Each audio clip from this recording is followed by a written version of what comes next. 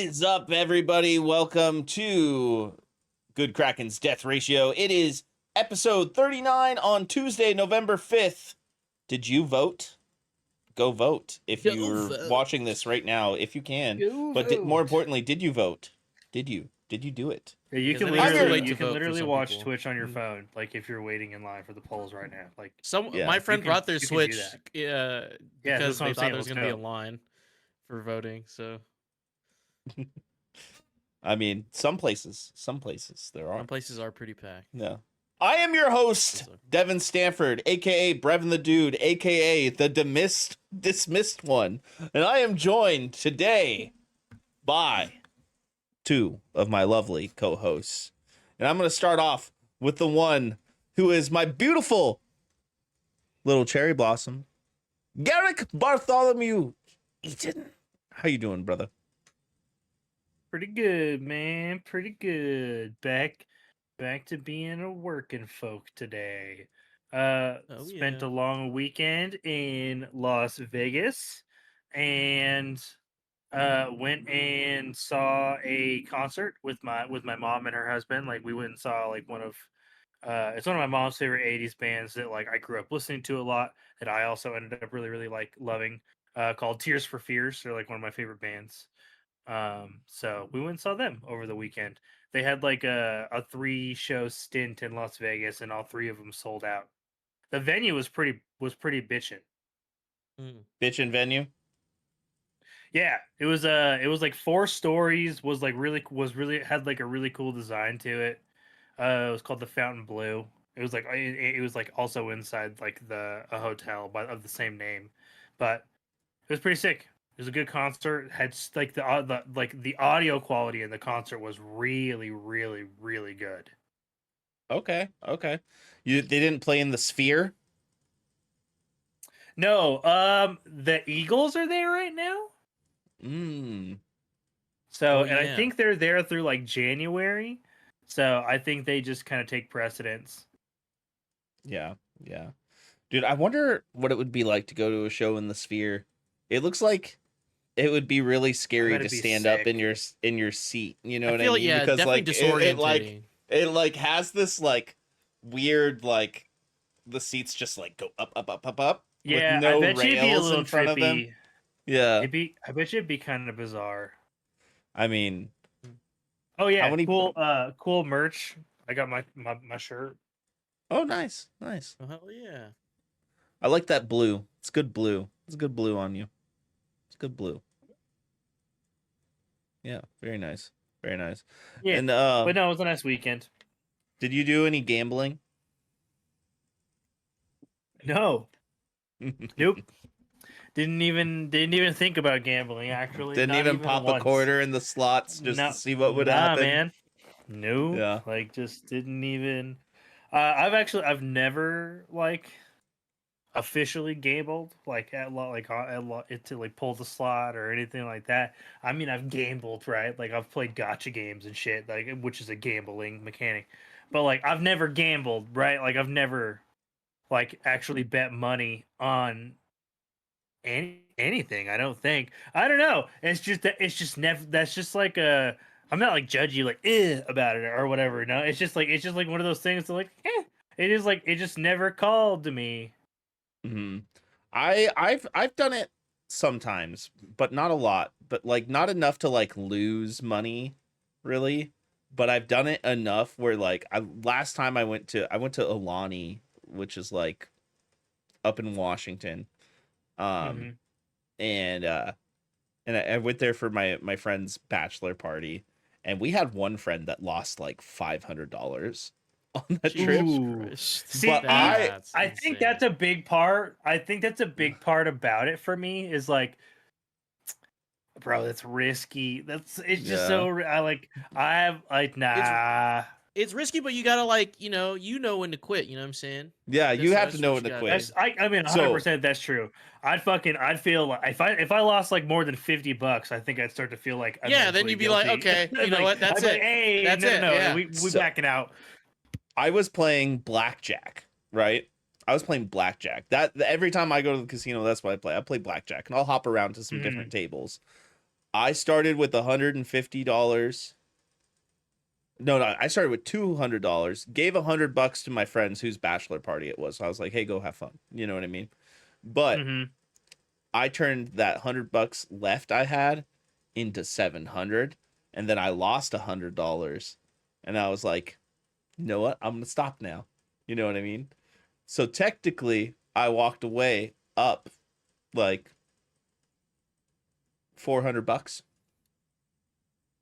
Yeah, I definitely would have walked away. Yeah, that was a good time. It honestly, all that money I just used to pay for everything I did for that bachelor party trip. But speaking of bachelors, we are also joined today by the Naked Snake himself, Twitch's very own DJ Sinvid. Yo. What up, How you doing, brother? Doing good, bro. Just chilling. Just chilling. The naked one. Went out to vote today. Ordered food. I was telling you guys earlier, but for the people at home, my voting site's literally like 10-minute walk from my house, so I walked 10 minutes. Went to vote, walked back, or I ordered food and I left, went to go vote, came back, food came as I got back into my house. I literally just took my shirt off, ate a fucking burger, and had took your shirt off. You're just like, I'm eating this shirtless. Yeah, dude. Look, man. Eating shirtless, it feels good. Feels freeing. How much food do you get on yourself when you eat shirtless? None. None? Do you have that problem? No. I have this theory with burgers. You think I'm just smearing fucking sauce all over my fucking pecs and shit? No. I mean, if you're into that, that's cool. Like, I ain't judging you for it. But if it doesn't get all over the place, it doesn't belong in your face. You know what I'm saying? I just don't understand how, like, the table's here. Okay. I'm eating over the table. Am I like leaning back? Like, am I like listen, this fucking burger? I know you're still a child don't who know can the vote, logistics. but like, do you remember those Carl's Juniors or those Hardee's commercials for you when they're like, if it doesn't get all over the place, it doesn't belong in your face, and that. I mean, like, those? yeah, I've seen them, but like, why would I ever eat at a fucking Carl's Jr. or a Hardee's? I mean, out here they're pretty good. I don't know, man. The 2 times I went, it's ass. Shit's ass. Garrick, I need your input on this. I'd rather go to Wendy's. Sorry. Carl's Jr. Is Carl's Jr. and Hardee's good? I say no. I think I say yes. 2 packs of ass. I used to really like it, but like, I feel like it's significantly gone down in quality. It used to be amazing. Yeah, I definitely don't. I don't really care to eat there much, and like with their, especially with their new stripped down menu, too. Fuck that shit, man. Did they change that? Yeah, they like got rid of a bunch of like super popular menu items and stuff. They did that whole menu shrink thing a few months ago. Don't really care for it now. Hope they close down.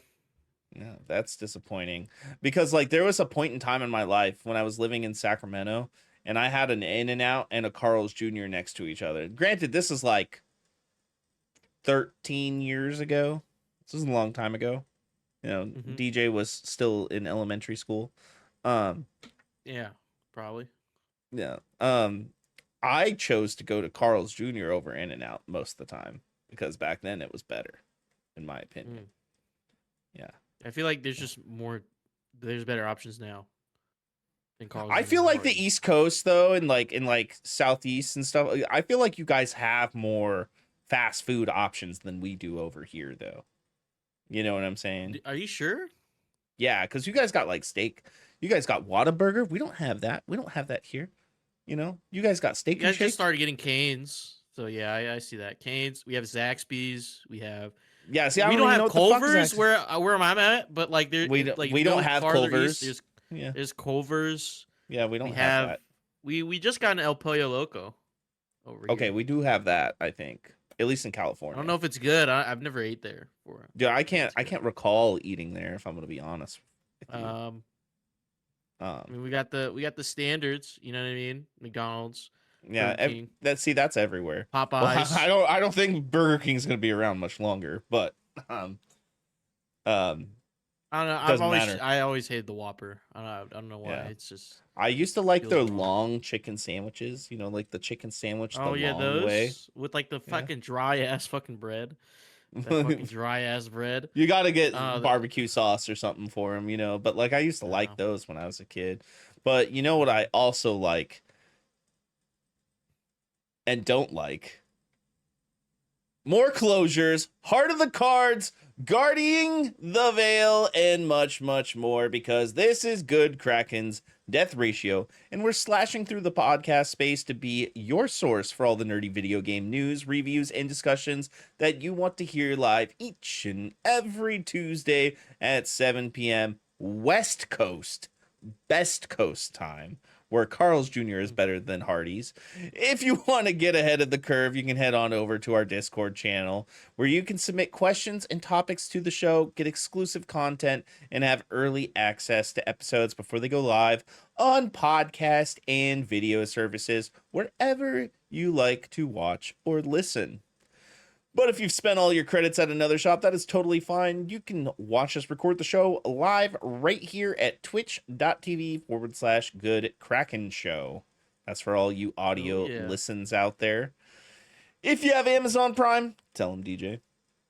Prime Gaming.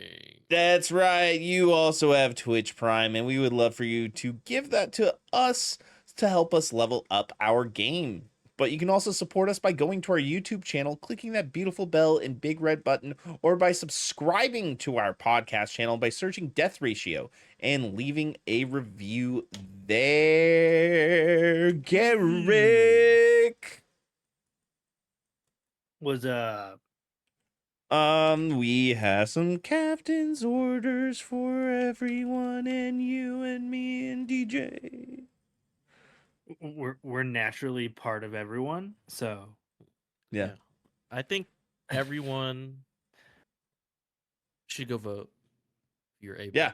That is the highest order of captains and critically. Well, I mean, by the hit. time you listen, it's too late. So. Yeah, that's true. But if you're listening to this right now, like you better have voted. Yeah, if you live in like That's Hawaii or Alaska, you still have time. But, Yeah. Um. Vote. Yeah, you should go vote. Yeah.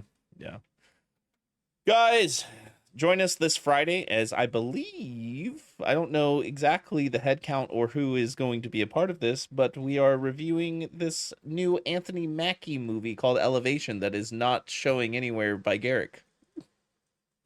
dude, I That's don't so know why. weird, dude. I got the tag in staff chat, and I was like, oh, sick. I was like, Let me go cool. check Let me it go out. let me go grab snag my ticket real quick. I was like, I've not heard of this movie. I was like, that's kind of interesting, and went to go buy a ticket for this Thursday. Nothing. The nearest theater is 54 miles away, and I'm like, that ain't happening. That's a lot of miles. Yeah, man. that's not worth it. That's not worth it at all. Dude, that's actually that's egregious. almost an hour. That's like an hour to go see it. Yeah. So I was like, no, That's I not think I'm solid on that. I hope it's a good movie, but it's just I don't. yeah, It's so no, weird. it was really Utah, weird. Utah's banned all showings of Elevation. What do you have a showing, DJ? Is there a showing near you? I do, yeah. I do. Yeah. It's even on the So front weird. page of the website. It's like Elevation. Dude, that's so weird. I literally I even went to coming soon, and I was just like, fuck, man, maybe I gotta scroll to the end. Went to the search bar and actually typed in the movie, and it pulled up 2 theaters in my nearby, and I was like, both of them were over 25 miles away, and I'm like, no. Yeah. Honestly, though, the movie looks somewhat interesting. I'm not gonna lie. It looks. It's like interesting. a post-apocalyptic film, right? Yeah. Kind of. Ish. No, it's like I could be way off base. It's like some special forces team that has to guard this facility, and that's like high up in the mountains, which is why it's called elevation. And there is a monster and/or monsters that they discover while doing this that they It's have to like the fight. thing. Oh, Basically, interesting. it's like Inter- team Yeah. stuck in a remote part of the world So faces a monster. it looks like it could just be a fun watch. You know what I mean? Like, Yeah. like I'm not expecting much out of the movie. I don't even know if I'm gonna go see it because I got a busy week, you know. But I'm definitely gonna watch it at some point. I got my ways. But guys, episode 142 of the Shipwreck Show is now available wherever you like to swatch or listen. Watch. Swatch. Watch. Swatch. I did that just for Garrick. This Watch. is just for you. Oh yeah. Yeah, go check it out. We talked about food, and then Food. Ernell and Food DJ flavor. talked about how much they hate white people. No, we said how white people should embrace being white, like you and Garrett. I'm pretty sure, like, I mean, like, we are who we are. No, Yeah? but like you guys aren't ashamed. What do you mean? You guys aren't ashamed. Like you know what I mean? Like you're Oh unabashed. yeah, like white. one of them self-loathing. Yeah, like whites. we like hiking and camping. Not just self-loathing. I'm just like, you know what I'm saying? It's like, go back to you guys' roots, like these old white people sayings, like I don't give a rat's ass. You don't have to appropriate everyone else. yeah. Oh yeah. Like I say be shit like good that all the at be time. good at baking, Gnat's ass, going bro. like My go gnat's on ass. hikes. Garrick does and be bake. proud about Garrick bakes. Garrick, that's what I'm saying. I That's make what I'm soup. saying, Garrick. I make Yes. soups. I love Yes, board and you guys, games. You know you what I'm guys saying? go and you guys go on hikes and go camping. So I'm saying, like, we need more of y'all. Like, Yeah. white people need to be going back to being white people, making bands in their fucking garage and shit. Okay, I do that like, too. That's what we need. That's what the I world am needs that right person. I'm exactly what you're talking about. I have Exactly. an If you wanna REI membership. If you want to find out more about that, you can watch Yeah, check out the that episode of Shipwreck Shipwreck Yeah. Show. Yeah. Yeah. I like hanging out on the front porch and sipping a beer. I like being that person. You can find out more about that on episode 142 of the Shipwreck Show. Yeah. Oh Yeah. yeah. Wherever you like to swatch and be a listen. Swatch or swishing. Yeah. And then maybe you can also be a part of some post content. Yeah. Mm-hmm. Let's Garrick, go. What? can you tell the people what we have next? Can you do that? Yeah. We got a minute to just talk about some things, So we're gonna go head on into the Meta Minute. That is right. And I'm going to take this first story because it is a doozy. And I wasn't going to put this on y'all. At first, I was putting Garrick on this one, and I was like, nah. Bro, I just got back from vacation. I Don't know, depress me. dude. I changed it before we even got in That is a Discord. really long read, actually. Yeah, I was like, I'll read this one. Look, Guys, I read just fine. I just can't do it out loud. yeah, he can. I mean, he works in the school district, if that says anything. So, And I stutter there too. yeah, guys, Be like that. we all saw this coming. We talked about it a little bit, but I think it's time that we get this aired out to amongst the community. Sony shuts down studio behind Concord less than 2 years after buying it. This is coming from Ethan Gotch over at Kotaku. Guys, Firewalk Studios is shutting down. PlayStation co-CEO Herman Holst announced in a press release on Tuesday. The team was responsible for Concord, the company's sci-fi hero shooter that bombed so badly it was taken offline just weeks after its launch earlier this year. The news comes less than 2 years after PlayStation 5 maker first acquired Firewalk Studios as part of its ambitious plans for live service gaming. Quote, certain aspects of Concord were exceptional, but others did not land with enough players, and as a result, we took the game offline, Hull said in a press release. We have spent considerable time these past few months exploring our options. After much thought, we have determined the best path forward is to permanently sunset the game and close the studio. I want to thank all of Firework for their craftsmanship, creative spirit, and dedication.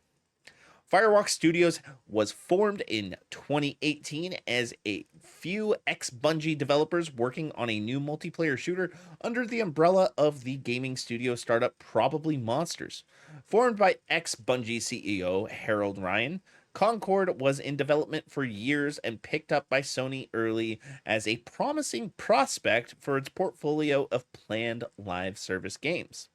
The initial development deal for the game was just over 200 million according to sources familiar with the agreement, but who were not authorized to speak publicly about it. But Kotaku understands that amount was not enough to cover the game's entire development and did not include the purchase of Concord IP rights or Firewalk Studios itself, which Sony acquired only last year. Concord, a mix of Destiny 2 style PvP shooting and Overwatch 2's hero roster, struggled out of the gate following its full reveal at the PlayStation Showcase this past May. Initial trailers received overwhelmingly negative reactions from prospective players, and open betas over the summer didn't do much to change those perceptions. The final game reviewed okay, but critics by and large felt there was not enough to help Concord stand out in an already crowded field of other established multiplayer shooters that were mostly free to play. With some analysts estimating the game sold around 25,000 copies in its first week, Concord was later taken offline less than a month after it launched. Kotaku previously reported the game director Ryan Ellis had internally stepped down from his management role on the game while its future was assessed by Sony leadership. The rest of the team, meanwhile, was left in limbo to wonder if Firewalk might be put to work on other Sony projects or shut down entirely. And this is a email from Sony and Firewalk to the team. Quote, "Dear team, today I want to share some important updates from Sony Interactive Entertainment Studio Business Group. We consistently evaluate our games portfolio and status of our projects to ensure we are meeting near and long-term business priorities. As long as part of our ongoing efforts to strengthen SIE's studio business, we have had to make the difficult decision relating to two of our studios, Neon Koi and Firewalk Studios. Expanding beyond PlayStation devices and crafting engaging online experiences alongside our single-player games are key focal areas for us as we evolve our revenue streams. We need to be strategic, though, in bringing our games to new platforms and recognize when our games fall short of meeting player expectations. While mobile remains a priority growth area for the studio business, we are in a very early stage of our mobile efforts. To achieve success in the area that we need to concentrate on titles that are in line with PlayStation Studios' pedigree and have the potential to reach more players globally. With this refocused approach, Neon Koi will close and its mobile action game will not be moving forward. Want to express my gratitude to everyone at Neon Koi for their hard work and endless passion to innovate. Regarding Firewalk, as announced in early September, an important update on Concord, certain aspects of Concord were exceptional, but others did not land with enough players. And as a result, we took the game offline. We have spent considerable time these past few months exploring all our options. After much thought, we have determined the best path forward is to permanently sunset the game and close the studio. I want to thank all of Firework for their craftsmanship, creative spirit, and dedication. The PvP first-person shooter genre is a competitive space that's continuously evolving, and unfortunately, we did not hit our targets with this title. We will take the lessons learned from Concord and continue to advance our live service capabilities to deliver future growth in this area. I know none of this is easy news to hear, particularly with colleagues and friends departing SIE. Both decisions were given serious thought, and ultimately, we feel they are the right ones to strengthen the organization. Neon Koi and Firework were home to many talented individuals, and we will work to find placement for some of those impacted with our global community of studios where possible. I am a big believer in the benefits of embracing creative experimentation and developing new IP. However, growing through sustainable financials, especially in a challenged economic environment, is critical. While today is a difficult day, there is much to look forward to in the months ahead from the studio business group and our teams. I remain confident that we are building a resilient and capable organization driven by creating unforgettable entertainment experiences for our players. Thank you for your continued support. My mouth's a little dry.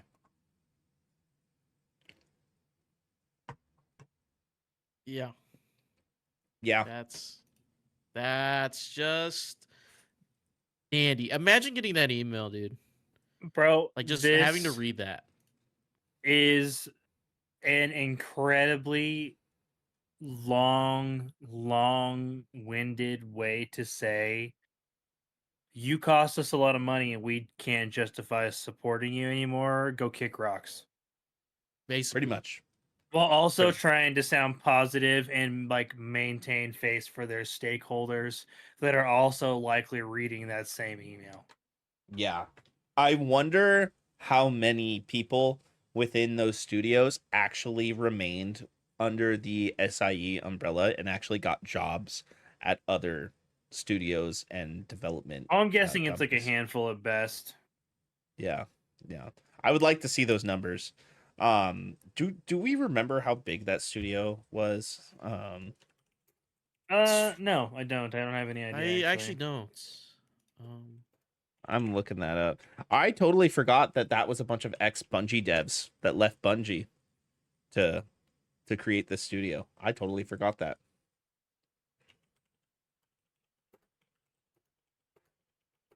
But yeah, They took a chance and it clearly didn't work out. Honestly, like it seems like working with Sony is really risky these days. They don't really seem very upfront with what they want from like their studios, and it's backfiring like majorly because we see the same BS going on with Destiny with like their restructuring, right? All in the name of like SIE, but like their restructuring is like harming the player bases of like one of their most popular games.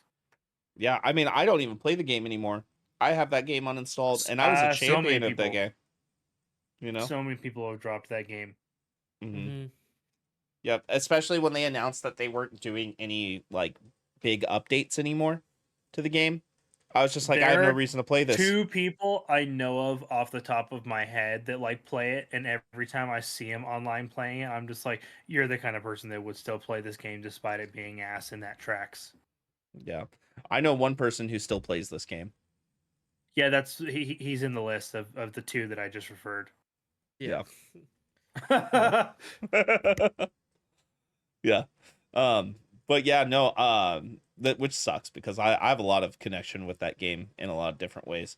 But it sucks to see so many studios close down and stuff like that this year. And I hope like that at the same time, that is like one of the Neon Koi biggest. catching a stray though, man. Yeah. Like I feel like what the fuck did they do? yeah, like Yeah. damn. I don't know, dude. I don't know. I don't know anything about their games personally. But yeah, they just like they were like that friend that's like, "Oh man, I'm really sorry. Let's help you bounce back." And then Sony was like they were pulling back the hook on Firewalk, and they pulled back so hard that they just fucking elbowed Like they Neon fucking Koi right in the yeah, they fucking just backhand the boom, fucking you know. Neon Koi. So, Cause like Let's see what games. So they were originally. They're not even that old.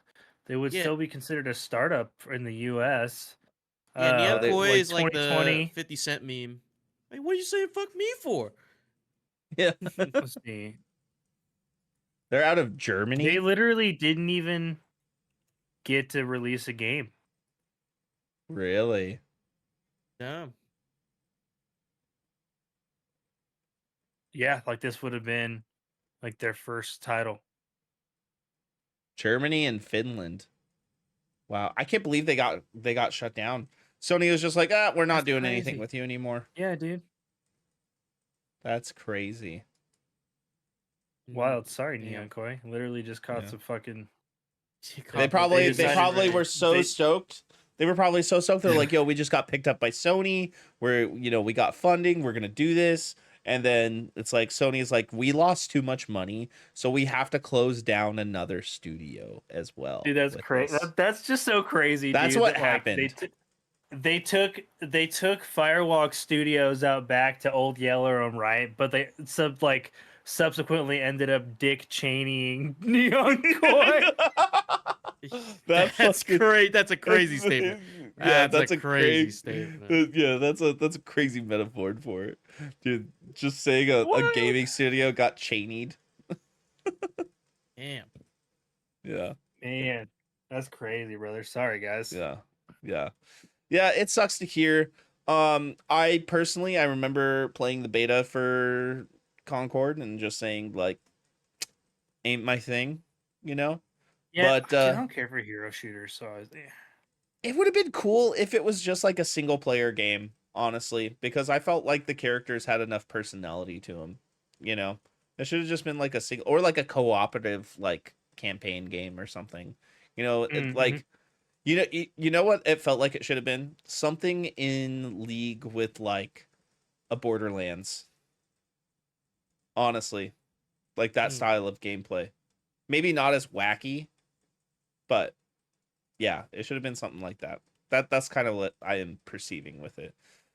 But yeah, more layoffs, man. And here's the thing, it's not going to be the last of it. I guarantee you we see more before the year ends. Just saying. Mm-hmm. Yeah, or right when the new year starts. Garrick, can you tell the people what we got next? Or actually, the next story, I should say. I can read the next story for you. Pokemon TCG Pocket launch reaches impressive milestone. This is coming from Carly Garcia at Game Rant. The new mobile title, Pokemon Trading Card Game Pocket, earned 12.1 million in its first 4 days. Goddamn. Pulling in around 3 million per day on its first weekend. Thanks to passionate fans of the long-running franchise, Pokemon TCG Pocket has already made history as one of the largest mobile game launches of all time. Released for Android and iOS devices on October 30th, Pokemon TCG Pocket gives players the chance to collect and share virtual cards, with the app also offering a simplified version of the popular game's battle system.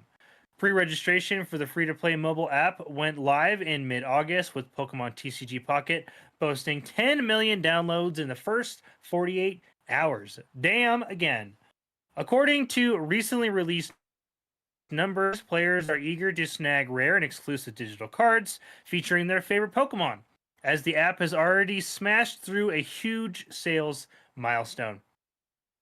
According to a report from mobilegamer.biz, Pokemon TCG Pocket earned 12.1 million in its first 4 days on the market, with the game estimating to be pulling around 3 million per day. This means that the new title is earning more than Pokemon Go, which is currently estimated to earn around 1 million each day. Jesus Christ. Oh, jeez. People be spending so much on Pokemon. Despite accounting for only 4% of total players, around 45% of the game's earnings come from players in Japan, not shocking, and with the United States representing around 25% of the game's revenue, also not shocking. Additionally, 10.5 million of the 12.5 million in revenue stemmed from iOS devices, with Android users only spending around 1.6 million to date. Although Pokemon TCG Pocket is a free-to-play title, users can spend money to open more card packs each day. Players get one free pack of cards every 12 hours. But completing certain in-game missions will award users with pack hourglasses, which can be used to reduce the cooldown between free packs. As with other gacha games, spending real money will allow players to progress faster, with premium players being able to open, on average, of 205 packs per month compared to the free players at around 80 packs per month. While opening more packs doesn't necessarily mean a player will find more powerful cards, lucky spenders will often have more advanced decks than those refraining from spending real cash.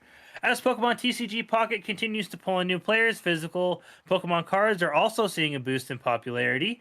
Recently, Pokemon TCG vending machines have begun popping up around the U.S. Wow.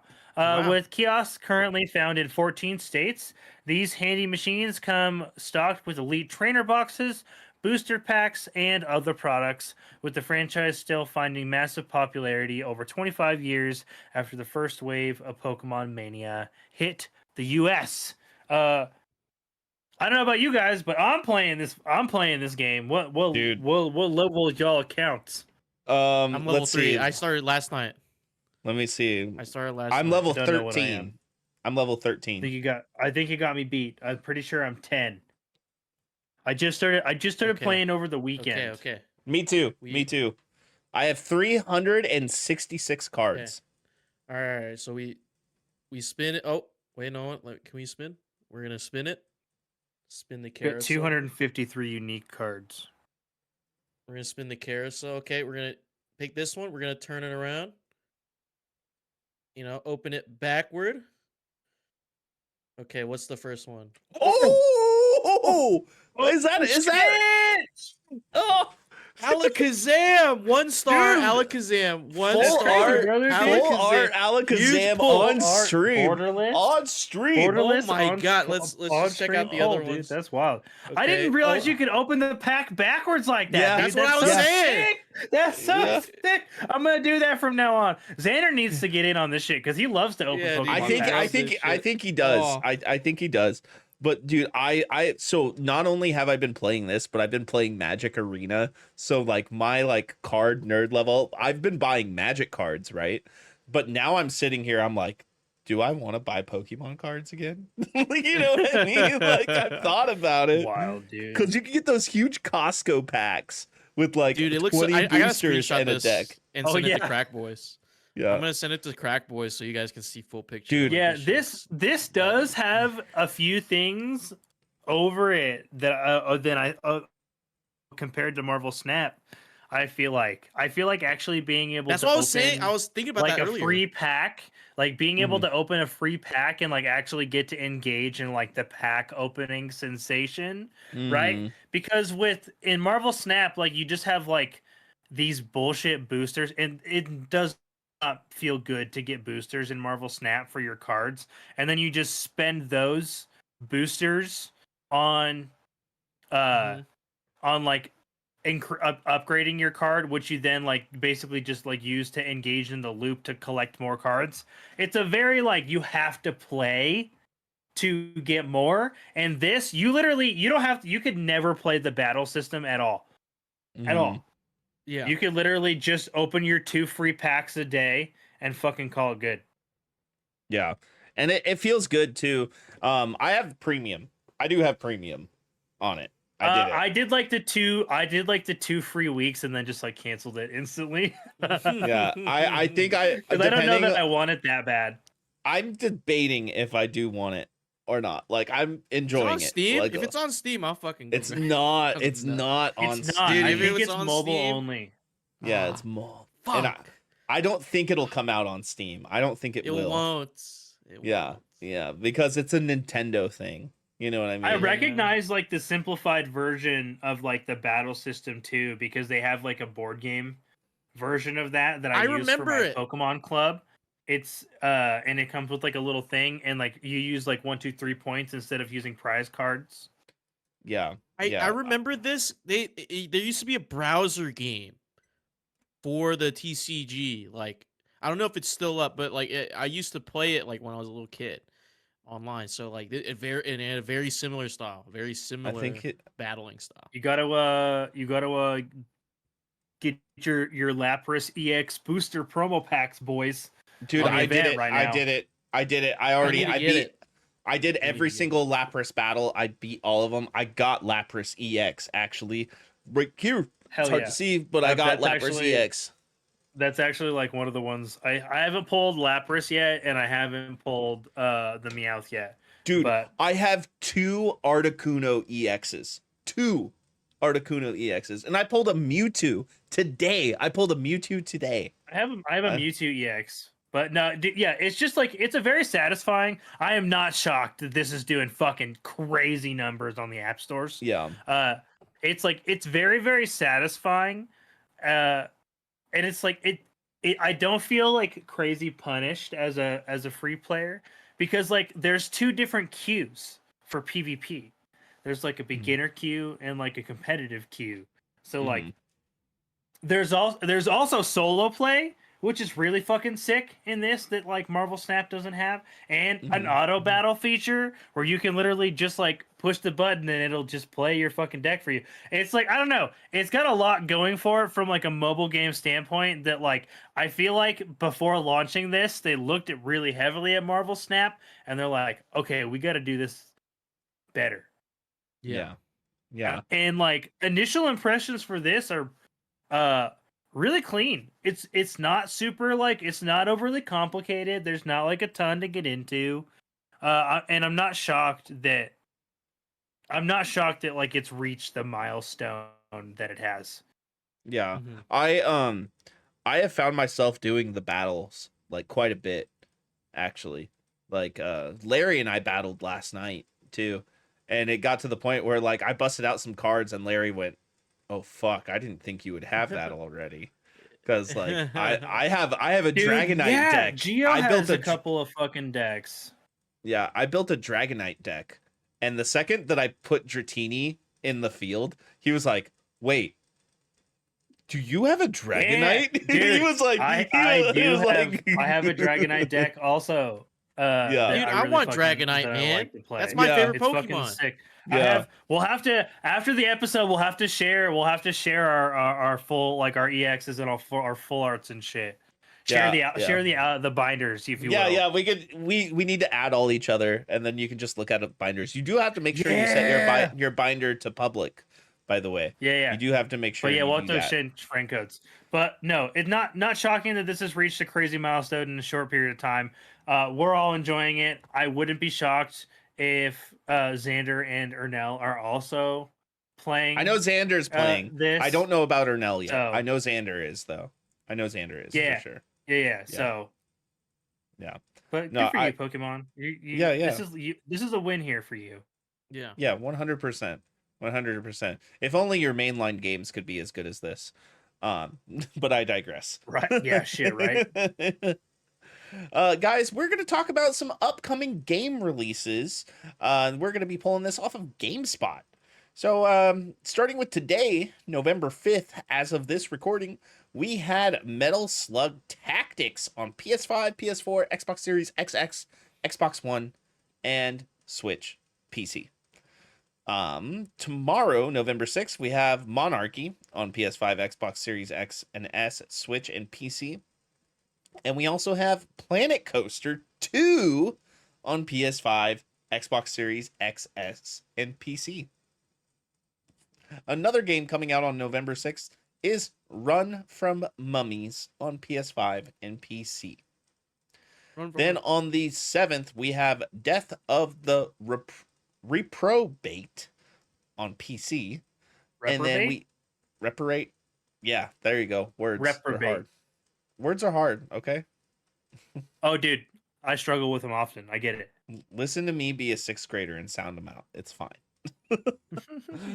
Then we also have Living Room on the Quest. That's November 7th. Then we have Magical Bakery. Game for you, Garrick. PS5, Xbox Series XS, Switch, and PC. Then we also have Mario and Luigi Brothership coming out on the Switch November 7th. Then we have Metro Awakening VR on PSVR 2, Quest, and PC VR. Then we have Mind Lock, The Apartment on iOS and Android November 7th. Then we have Sengoku Dynasty on PC November 7th. Then we have Teiko no Tashujin Rhythm Festival. That's on PS5, Xbox Series XS, and PC, November 7th. Then we have Thrive, Heavy Lies the Crown on PC. That's very, very edgy. Then we have a game that I know Garrick's been looking out for November 8th, and that is Slitterhead on PS5, PS4, Xbox Series XS, and PC. Coming in so bad. I'm not surprised at the least, which is why I have not been interested in this at all, personally. I'm sad. Everhome comes to PC on November 11th. And thank you, JD. I appreciate your Prime sub. Prime Gaming. Yeah, thank you, baby. Good to see you. Good to see you. That lengthy, edgy crown name one is a city builder. Hell yeah. I'm not surprised at all. Thrive, Heavy Lies the Crown. I thought it sounds like a fucking metalcore band from Rise Records. I was gonna assume an RTS, but city builder. Yeah, next. yeah. But yeah, those are the games that we have coming out between November 5th and November 11th. So maybe there's something for you, maybe there's not something. But you know what did come out today was actually StarCraft 2 on Game Pass, on PC Game Pass. So it came to console. That'd be fucking so sick. That'd really be come to so console, by the way. Yeah. But that would be crazy. That would be. I mean, there was wild. StarCraft 64 back in the day, wasn't there? Oh shit! Yeah, that's right. Huh? Yeah. They did Doom Forgot about 64 that. and StarCraft 64 back when the N64 was considered the best console, and then the PS1 released. Remember that? Oh yeah. Yeah. The PlayStation changed. Wait, that is StarCraft 64? Yeah, I'm pretty sure. Is there StarCraft 64? You mean Star Fox? Are you confusing StarCraft and Star Fox? No. There is an N64 port of StarCraft. StarCraft 64. Fuck? Yeah, dude. it's a real thing. Yeah, dude. It came out in 2000. That's insane. That's insane. Yeah, the very first Wow. StarCraft game. There was a port It's to wild. N64. Let's see. It's on Amazon Games. Let's see how much this is. It's going for $220 I imagine on someone's Amazon. mom getting confused at GameStop Wow. or whatever game place they had back then. It's like, can I Yeah. get the StarCraft 64 instead of Star Fox? Yeah. Imagine yeah. you got StarCraft instead of Star Fox, or either or, vice versa. I mean, both were good games, so it's like Good game, actually but like I don't you're know how expecting like yeah. if you're expecting like a certain game and you get the other one, you're gonna be like, what the fuck is this? Yeah. Yeah, for real. DJ, can you tell Yes, the sir. people what we got next? Cling, cling, cling, cling. We are going to chat. No, we're going to the Endgame. I'm sorry. I read the thing and I didn't see it. That's not true. I was like, it's not true. Yeah, I lied. The thing was, the game was rigged from the start. All right, so we're into the Endgame.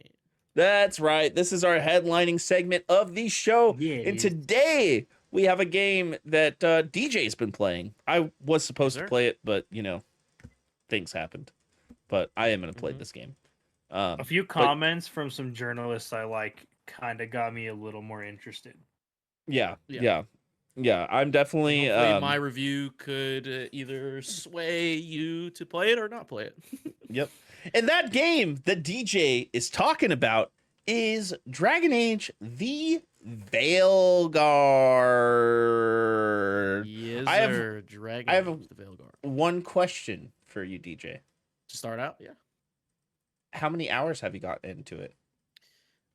Currently I have it on Steam. I currently have 16.1 hours into Dragon Age Veilguard. Okay, so you've just played a fraction of the game because I assume this is a lengthy game.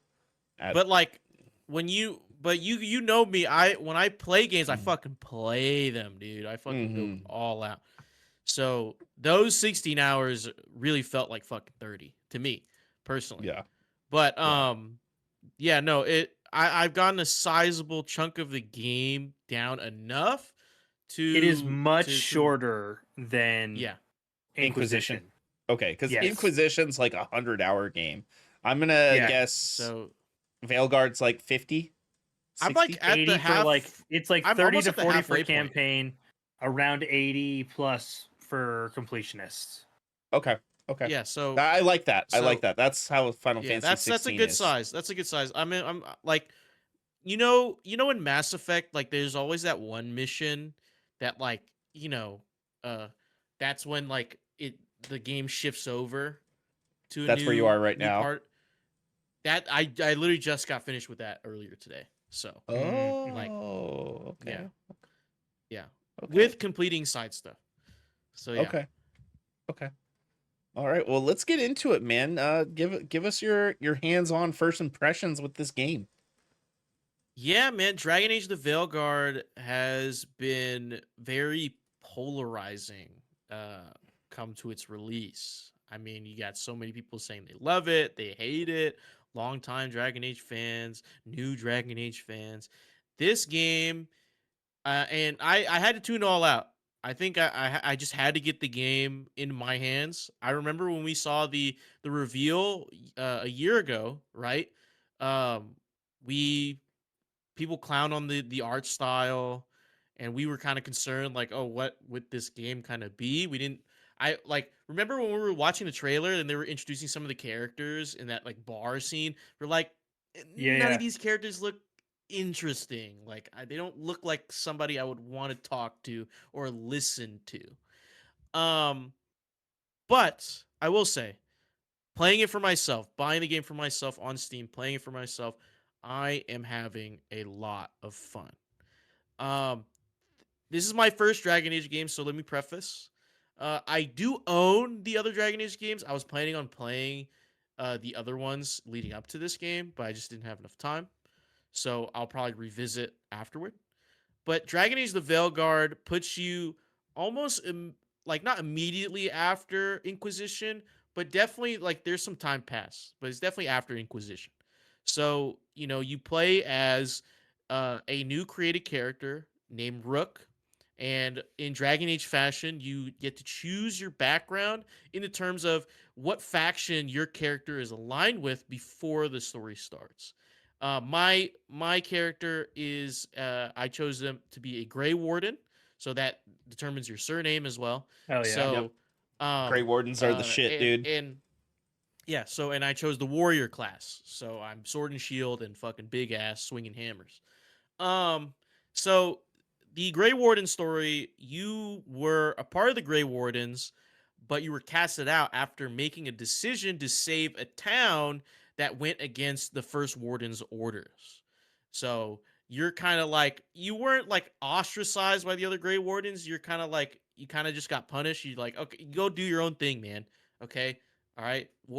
But you still saved the town. So your heroic actions were, were appreciated, but the Grey Wardens were like, yeah, we can't have someone like you, like, and the Grey Warden. So, go off and explore. So then you get recruited by a returning character, Varric and Harding from Inquisition, and you guys proceed to track down the Dreadwolf or Soulless from the previous game. Yeah, Solus So was the sorcerer mage that was part of your party in Inquisition. yeah. Spoilers. So, and without getting into big spoiler territory, because I want to do it spoiler free. You track him down literally at the start of the game. That is how the game starts, and then something happens to where now you have to team up with him, whether you choose to, really, to combat an even bigger evil. It's like Solus is the lesser of literally two other evils. So, through something, you kind of have to be like an enemy of my enemy is my friend type of deal, and then that's when you start recruiting, going around to different places and recruiting people to join the Veilguard. That is the new group, your new boy band, okay, that you're assembling. Okay. And the first few characters you meet are Varric and Harding. But Varric doesn't stay into your party for long. He kind of sits back in an advisory role. But then you meet a new character in Minrathous. That's where you start out. Named Nev Gallus. She's a mage, and she's part of Minrathous. She's like a shadow contact, right? She just knows everything. She knows everyone, right?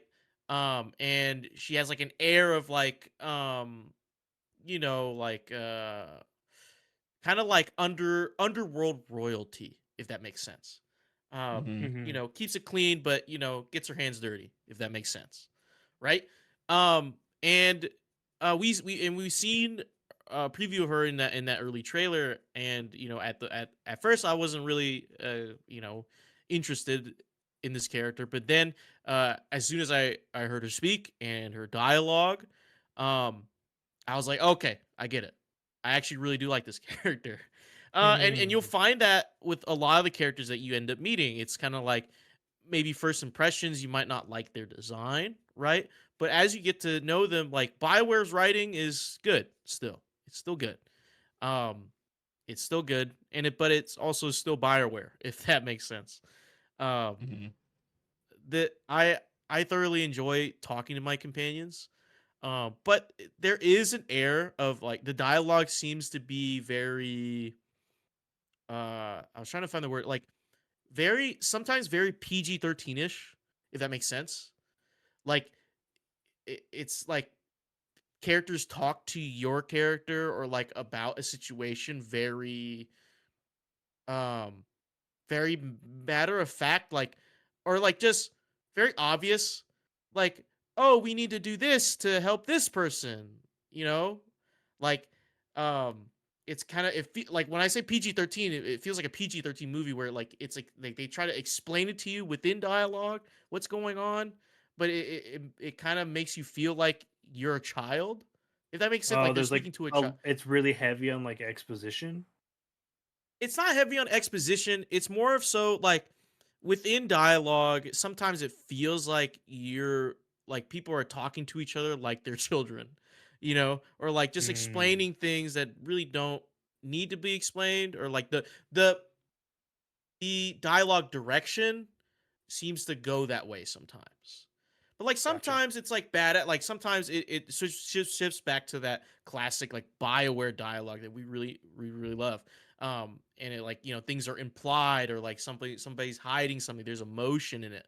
But sometimes it's like, oh, like I can lift this rock for you and you can climb up and get over the wall. Like, you know what I mean? You know what I'm talking about? It's kind of like that, Mm-hmm. right? That And I feel you'll like hear a Dragon's lot of that. Dogma 2 did that too a little bit. Yes. Yeah. Also, I totally forgot. Yeah, great example. It's like I can, yeah, like now with this power, I can manipulate rocks and Gotcha. make platforms for you to jump across. And then your rook's like, this is a great idea. Now we can really stop those guys. Like, it's like that. Dialogue gets like that sometimes. So some of the writing, it's inconsistent. I'll say that much. Okay. It's inconsistent Ooh. writing direction, like dialogue direction. Um, so if you it like, but it doesn't stick that long for you to be sick of it, but it's noticeable. It's noticeable. Um, but Devin, sorry. I just wanted to point out, this is actually totally off topic, but I thought this was really funny. We had the most infamous comment I think I've seen through this show for the past couple years happen from Polar Knights. I love how it is the perfect evolution of beard growth. I feel like we've heard that. I have a date. Multiple I think this is times. deja vu multiple times. Yeah, that's what I'm This has saying. happened multiple times. It is. Yeah. That Didn't we? statement has Okay. been on See, here. didn't we agree that there was like the same person every time? Like I It's thought. definitely the same person every time. Is it? And yes, you It's click on mind it, fucking me and though. it's they've said the same stuff. We appreciate you, Polar Knights. Thank you. Nonetheless, Yeah, Yeah, but yeah. but like we've I acknowledged feel like it this is a multiple really well times. thought out long-term gaslight. Yeah, like you know what I mean? They say it every single time. They just pop in and they just say that like when they pop in. It's Yeah, hilarious. It's appreciated. but We see you. yeah, Yeah, we appreciate you. Thank you. yeah, But yeah. anyway, Yes, back sorry. to my review. The combat's really good. I really enjoy the combat actually. Um, it's very fluid and you know it's definitely not Inquisition's combat, which a lot of people had gripes over.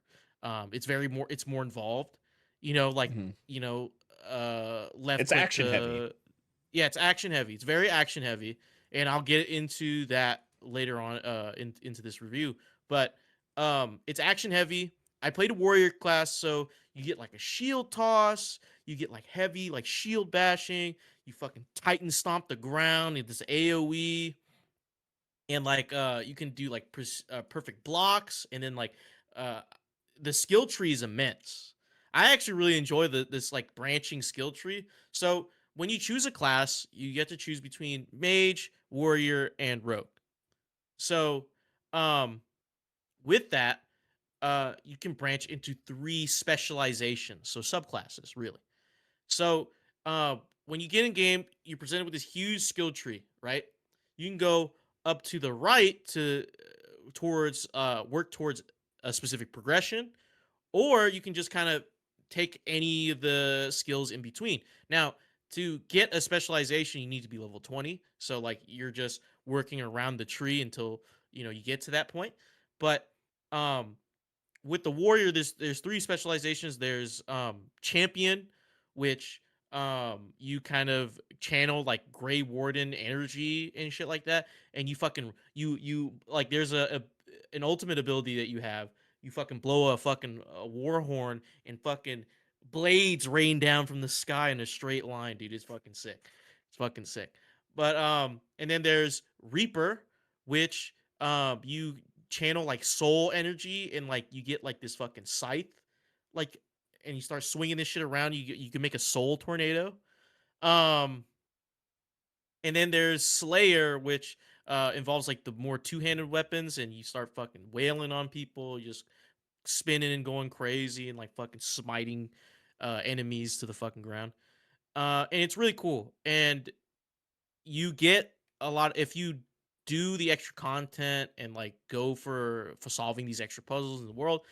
You'll get some you'll get a lot of skill points to like really fill out that tree. And you can like, and there's like subcategories too, like survival, like weapons, you know, and this and that, so you can kind of build your character however you want it to, and however you enjoy playing, which I think is really cool. um the companions, I will say, the companions also help you in combat. You press a button and like time pauses and freezes, and you can basically choose an ability for a companion to cast. And these some of these abilities have like different effects. So then if your other companion has an ability that combos with uh the other companion, they'll even show it. They'll like drag an arrow on the screen like, hey, you can combo with this, and it'll create like a special combo, uh, a special effect that happens when you do that. But this limits the party to only you and 2 companions, which really sucks in my opinion. I wish there was a little bit more, like maybe one more companion you could add. Like there's a top slot you can also use, like you could have used, right? Um, but still, you can change out your character and your companion's abilities within the screens. And you can also level them up as you build a bond or relationship with those companions. If you bring them out on quests, or you talk to them, or you bring them gifts, or do their side missions, you'll be able to build up that bond, and you can be able to level up their abilities and stuff like that. So you can really have a full combat experience where you're like, you pausing, tell your companion to cast you know, a buff on you, and then you know, throw a fireball here, and then I can use one of my abilities and really combo it up. And it's it's really fun. It's really fun. Combat's really engaging. Um, the what next? The music's pretty good. Uh, it's like it's not like I noticed it, but it's not like groundbreaking.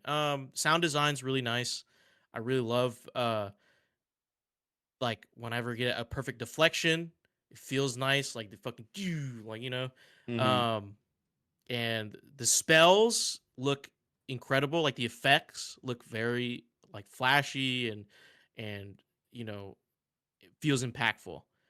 Um, right now in my playthrough, I still haven't unlocked all the companions that are available. I'm actually I just got the mission to recruit the last two. So, um and I'll be getting to those in a bit. But yeah, the companions seem really great. I there's also an elf, a veil jumper, named Balar, and also when you recruit these companions, you're going to different places, you're going to different areas because it's not open world. It's like semi open world. Um, if that makes sense. So like you'll go to an area and there'll be like a preset map and you can like go around into there and maybe do some side quests and you'll meet up with a companion that's from that area. And depending on your background, it could also help within conversation. Like the Arlithman Forest, the home of the elves, if you chose the Veil Jumper background, you would probably have a unique dialogue or a unique relationship with those people, or like your character would have already known who they were.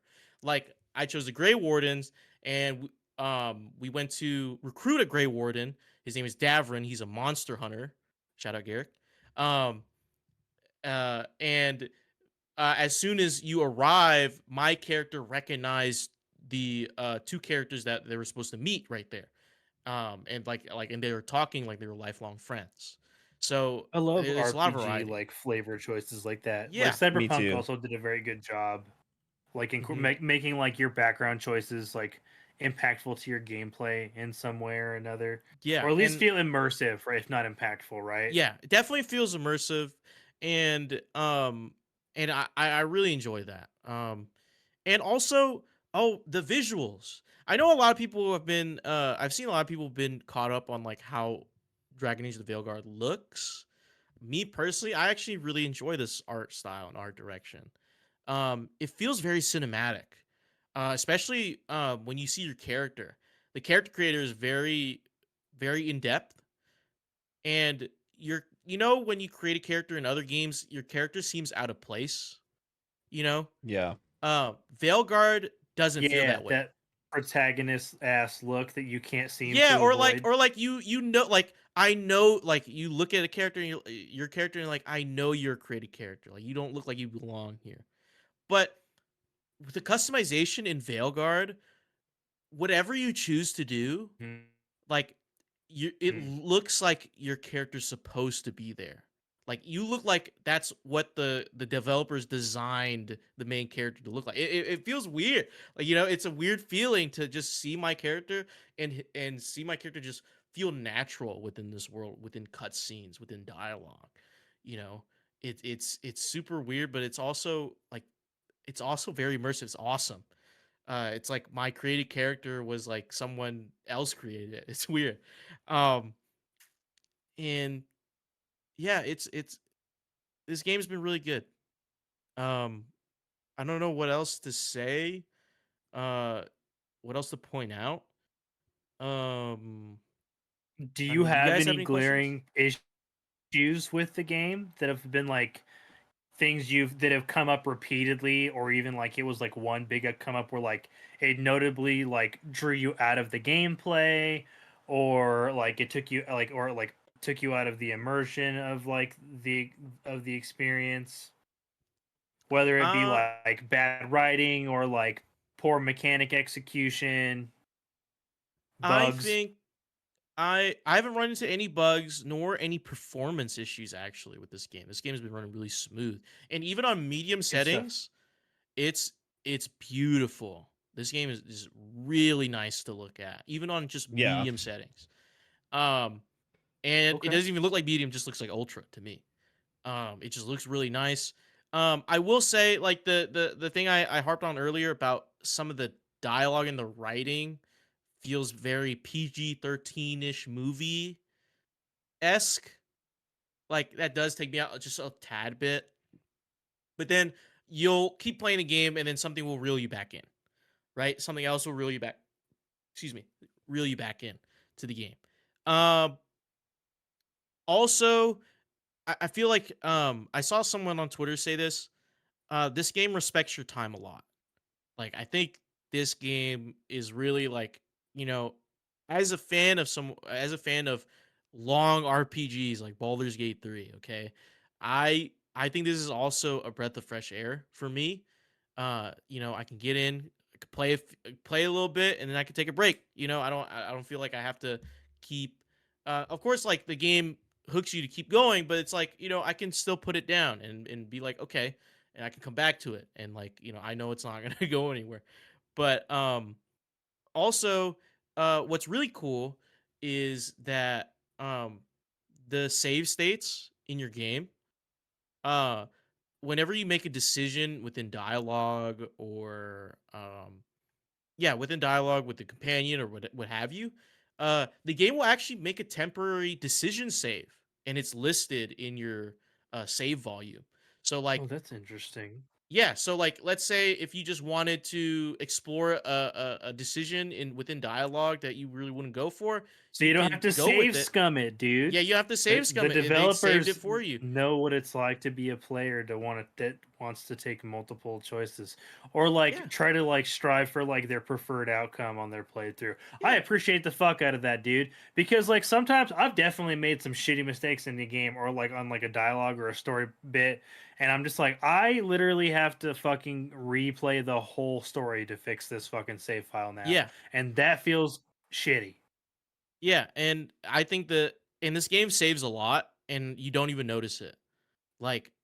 I look at my save volume. I'm like, whoa, auto save, temporary decision save. Like this and that, and I'm like, damn, like I could go back. Like, let's say if uh I choose the flirty option with a companion, and then realize I kind of really don't want to like try to mix in a romance with this character.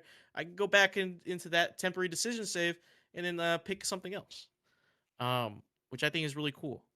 Um, yeah. Any other questions you guys have, or things you concerned about? Not for me. You're Kevin, muted. you're mute. Muted. Oh, sorry, dogs were barking. Um, not I don't really have any more questions because I already was going to play this game. Is very predetermined for me that I'm going to play it because I'm a fan of Dragon Age. I've played every single one that's come I out was so very far defensive. to completion. So I'm looking forward to seeing how they evolve the story. I will say back when Dragon Age 2 came around, it was more of a hack and slash game. Um Kind of similar to this, but this looks a lot better. Like that was kind of a little bit more Devil May Cry-ish, where this looks a bit more fluid and a bit more you know, um a lot more well thought out. I will say though, the first Dragon Age DJ, that is like I played Baldur's it. Gate. No, I played it. Yeah, You did. it's rough. It, Or it it's I'm not. I was playing it, and yeah. it's rough. I played So Origins. Yeah, Origins was kind of yeah, like It had mixed the combat, yeah, like it was a it's mix mixed of in like pause hack and combat. Yeah, slash and pause combat. It was yeah, yeah. interesting. But almost yeah, kind both of those like games, Baldur's Gate. Dragon Age 1 and Origins, like yeah, Origins was just like, Yeah. um, I will say that thank you for saying that, because I totally forgot to say, if you guys are, if anyone's listening to this, if you're a fan of the Dragon Age like RPG, like more of the RPG features, you're probably not gonna like this game that much. And I think that's why it's been so polarizing, because Mm. it's it's it's Dragon Age in terms of like the BioWare writing and companions and the story, but in terms of combat, it's not an RPG. It feels like God of War. That's what it feels like. So it leans more into action Mm. adventure than it does RPG, which isn't a bad thing. It's just different from what people expected. And but I do think this title will probably, like, I think EA and BioWare really just wanted you to more new players to Dragon Age, I believe. So Switch up it's the more formula, accessible make it for a a new little more player like me. accessible. Yeah. Yeah. Exactly.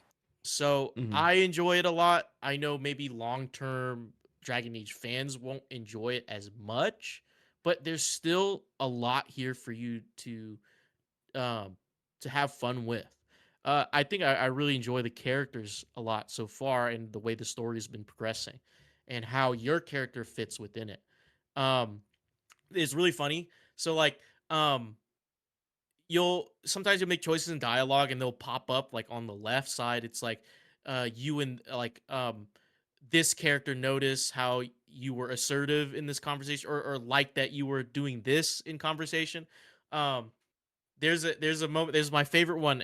It was in a scrapped first playthrough where you're talking with Solus, and after the conversation's done, a pop up was like, you traded jabs with verbal jabs with Solus. Like that was just the line. Like like Interesting. Mhm. yeah. So like, and and it'll put you in your head like, oh, like that shows you like, oh, what that character is thinking about you. Like it won't narrate it for you, but you can see like, oh, like this affects this companion, you know what I mean? Like, Mhm. oh, your choice made Lucanus, like, you know, look at you differently or whatever the fuck, right? You know what I mean? Like just as an example, that's not one of the lines, but yeah. So instead of like a narrator in Baldur's Gate, like telling you like, oh, this character, you know, is speaking the truth or like feeling anxious, blah blah blah, it'll just have a little pop up there. Um, yeah. Okay, and how is the item customization in the game, like armor and weapons? Is it visible? How how is that? At this point in the game, which is I'm probably like close to like Act 2, I guess. I'm guessing. Mhm. Um or either that or just like starting it. Um all the so the items in this game uh are different actually. So let's say you pick up like a gray sword, right? And it has like Mhm. certain stats and stuff. You'll find that sword again, or you find it at a merchant, and if you buy it or you equip or you get another one of those swords, it actually upgrades the sword. So like so each weapon has its own different look and stats. So you'll pick up a weapon, and then like you'll pick up three more of them, and then instead of gray, now it is green. Now it's an uncommon. If you pick up more or you upgrade it, now it's blue, purple. You know what I mean? So like the more you pick up of certain things, like they'll upgrade by itself if you find it, or you can buy it or Does it change upgrade it the yourself. appearance as they upgrade, or just the quality? No, just the quality, and like you'll Mm, see like each, so like a gray sword will have like one line where it's just like, oh, this does plus 10% to your charge attacks. But So it's as like you just upgrade it, more affixes. yeah, yeah, and you can see those affixes. So like you can choose whether to keep upgrading or not. So like if you kept upgrading, Gotcha. it'll be like 20% to stagger damage, and then like this and that. And then once you get a little, I think higher than purple, it'll add new ones to that, new and unique Okay. ones. Yeah. Now with like the weapons and swords, are there like different aesthetics, like the arm, like there's different sets of armor, there's different kinds of swords and stuff like that? I think that was more so what I was getting at. Ye- Yes, there Hmm. is. It depends on where you are, because there's different Hmm. areas in the game that have different styles. Like in Rathus, Oh, there's region they have like specific a armor. they Cool. have like bluish and reddish Mhm. tones. So like you'll find a lot of armor that looks like that. Um, and also, there's a mechanic in this game where you can do side missions in these areas, and they're all separate areas, right? And so, if you do these side missions, you gain favor with the faction that controls that area. And of course, once you raise your favor, you get more stuff unlocked in their merchants. and better looking armor and Mhm. better armor and better weapons. So there's a lot of variety in the different like armor looks, but what I will say, it's like you can't re-dye any of it. There's no dyes in the game, so if you wanted to go for a certain look, you kind of stuck with that color scheme, that that armor is from.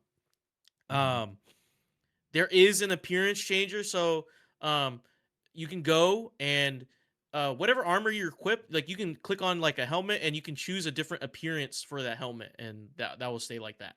So you don't have to worry about like having to mix and match pieces to get the right look. You can actually just like, it's not like, I guess, transmogging, but it's, you can just like pick and choose whatever. It's not like an actual like whole process you Okay. have to do. You can just go to your appearance menu, like, oh, I want this helmet to look like this helmet, and done. And you Sick. can Love choose to that. turn that on and off, or not. And it doesn't change Love when you get that. into cutscenes either. So whatever you Oh, chose, love it will that be too. in that cutscene. So whatever you chose, it will be like that. Yeah, it's Mhm. really cool in that respect. But like, of course, we would love like a dye mechanic. You know what I mean? Like get the Hmm. colors going on. But so far in my experience, and I saw this on Twitter. This is the second point. So like the first one was the kind of the weird dialogue direction. This second one is all the armors in the early game don't look that appealing. And this was said by some reviewers, said like the really cool armor sets are closer to the end game, which I guess makes sense, but still I wish there was some It's cool got like stuff. that stereotypical, I like mean, your there's early still armor stuff to set looks like like. shit and generic. Yeah, but it doesn't look like shit. There's just a lot going on. It doesn't look like shit. There's Gotcha. just a lot going on, right? And sometimes it might not be someone's cup of tea. Like it's not like it's awful. I just don't think fits for my character, and sometimes it feels like the armor looks a little too big for my character, for Rook. So sometimes it Fair looks like enough. that, you know. Or for your It, rook, anyways, right? yeah, my Rook, it looks busy.